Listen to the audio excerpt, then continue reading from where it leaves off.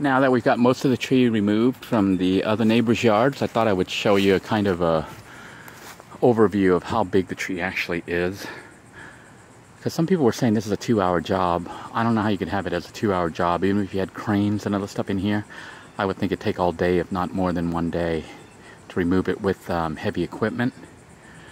But this is the trunk and the root system, which actually had extended all the way out to that area over there when we first started. There was a big root that ran all the way down, and another one that came all the way out here along the ground here, which I dug up.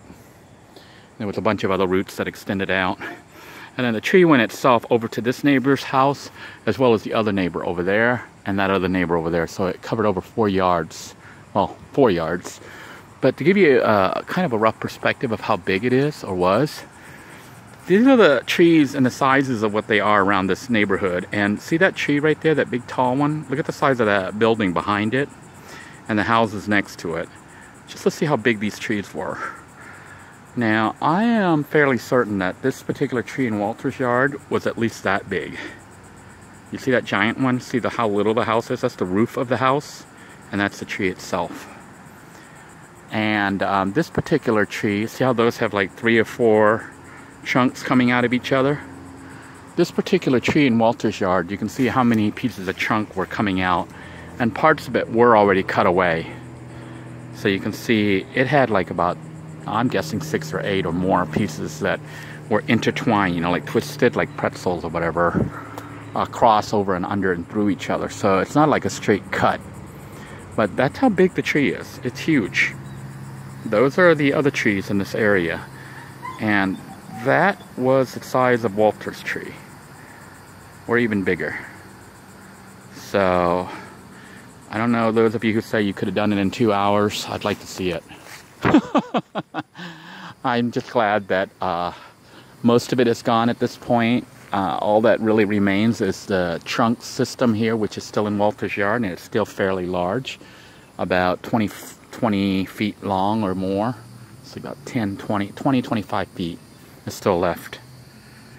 Like I said, I think the tree was probably about 40 or 50 feet tall. As you can see there by the neighboring trees there. Very, very large.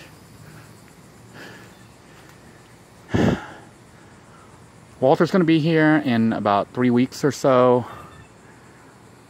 I'm not sure if we're actually going to get to remove all of it. I'm going to do my best, my darndest, to get it all out of here if I can, but I am concerned about this root system. It is very large, very deep. I'm going to try to go through and at least kill it if I can. And this part I might be able to remove.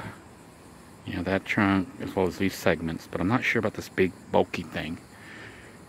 Because the saw is too small. It will never cut through the whole thing. Try to cut out wedges and stuff, but I don't know how well that's going to work. It's going to be one of those things that we're going to try and see. So, baby steps, right? I mean, even from the very beginning, I looked at it and I was like, I don't know, this is almost overwhelming. But taking it one little piece at a time has made it manageable. And now we've gotten the big parts out of the way. It's just a matter of clearing all these trunks and whatnot, these branches that stick out, and killing the tree itself. If nothing else, if I can get rid of most of this here, Walter can easily put up a new fence line so that he can get some privacy in his yard and come out here and relax a little bit.